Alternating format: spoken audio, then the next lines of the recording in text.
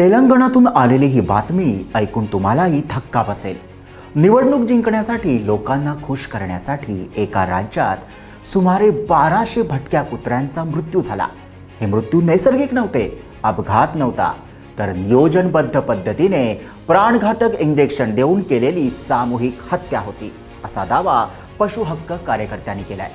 आजची ही गोष्ट केवळ प्राण्यांबद्दल नाही, ही गोष्ट आहे सत्तेच्या क्रूरतेची, कायद्याच्या अपयशाची आणि समाजाच्या शांत संमतीची। नमस्कार, मी विहंग ठाकूर।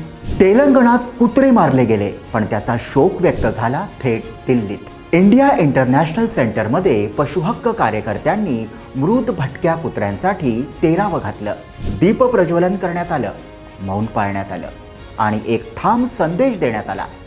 हे कुत्रे उपद्रव नव्हते, ते जिवंत प्राणी होते आणि ते कायद्याने संरक्षित होते। हे तेरावं केवळ शोकसभा नव्हती, ती एक शांतपणे ठोस निषेधाची नोंद होती। डिसेंबर 2025 पासून तेलंगणातील अनेक जिल्ह्यातून एका मागोमाग एक धक्कादायक घटना समोर आली। भटक्या कुत्र्यांना पकडण्यात आलं, त्यांना विषारी प्राणघातक इंजेक्शन देण्यात आलं आणि मृतदेह गावाबाहेर नेऊन पुरले गेले।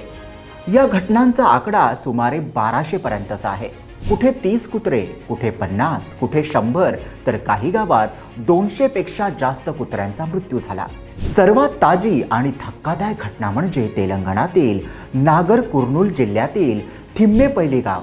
अवघ्या 10 दिवसात सुमारे 100 भटक्या कुत्र्यांना विषारी प्राणघातक इंजेक्शन देऊन ठार मारण्यात आलं।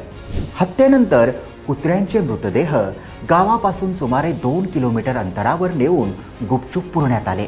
या प्रकरणात ग्रामपंचायत सरपंचाचा मुलगा, ग्रामपंचायत सचिव आणि एका ग्रामस्थाविरोधात FIR दाखल करण्यात आलाय। तपासादरम्यान आतापर्यंत 12 कुत्र्यांचे मृतदेह सापडले असून ही संख्या वाढण्याची शक्यता आहे। पोलिसांचा तपास अद्याप सुरू आहे। पशुहक्क कार्यकर्त्यांचा आरोप अत्यंत स्पष्ट आणि गंभीर आहे।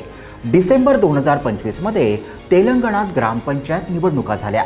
त्याआधी अनेक गावात उमेदवारांनी जाहीरपणे एकच वचन दिलं, निवडून दिलं तर भटक्या कुत्र्यांचा प्रश्न मिटवू।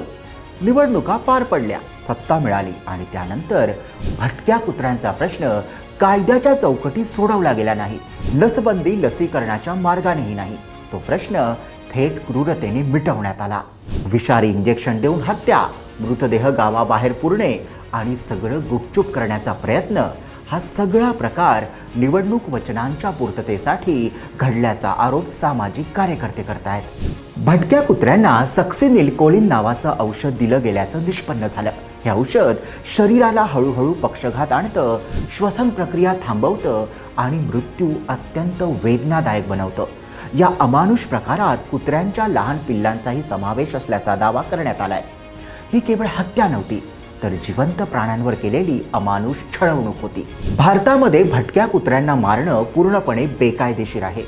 पशुक्रूरता निवारण अधिनियम 1960, पशुजन्म नियंत्रण नियम 2001 आणि 2023 आणि सुप्रीम कोर्टाचे स्पष्ट आदेश, नसबंदी आणि लसीकरण हा एकमेव कायदेशीर उपाय यात आहे। थोडक्यात काय, तर कुत्र्यांना मारणं ना कायदेशीर, ना वैज्ञानिक, ना टिकाऊ। तज्ज्ञ सांगतात, कुत्रे मारल्याने समस्या सुटत नाही। एक भाग रिकामा झाला की दुसऱ्या भागातून नवे कुत्रे येतात, उलट भय निर्माण होतं। मानव आणि कुत्रे यांच्यातील संघर्ष वाढतो आणि परिस्थिती अधिक बिघडते।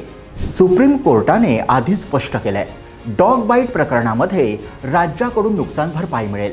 त्याचसोबत कोर्टानेही सांगितले की भटक्या कुत्र्यांना रस्त्यावर अन्न देण्याची परवानगी नाही। तरी गावातील काही लोक म्हणतात की येथे कुत्रे स्वतः अन्न मिळवतात, कारण आसपास पोल्ट्री फार्म आणि दुकानदारांकडून खुल्यावर कचरा टाकला जातो। हा झाला कायदेशीर भाग। पण आता पुढच्या टप्प्यावर पंचायत समिती आणि जिल्हा परिषद निवडणुका येतात। याचा अर्थ असा की भटक्या कुत्र्यांचा प्रश्न पुन्हा निवडणुकीत मुद्दा बनण्याची शक्यता आहे।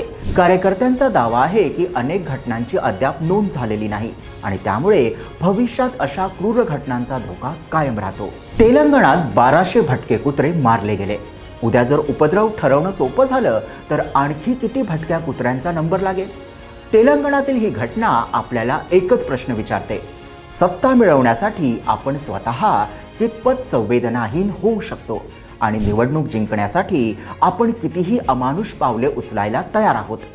तर भटक्या कुत्र्यांना अमानुषपणे मारणाऱ्यांना काय शिक्षा व्हायला हवी? तुमचं मत कमेंटमध्ये नक्की लिहा आणि हा संपूर्ण व्हिडिओ पाहण्यासाठी आमच्या YouTube चॅनलला भेट द्या.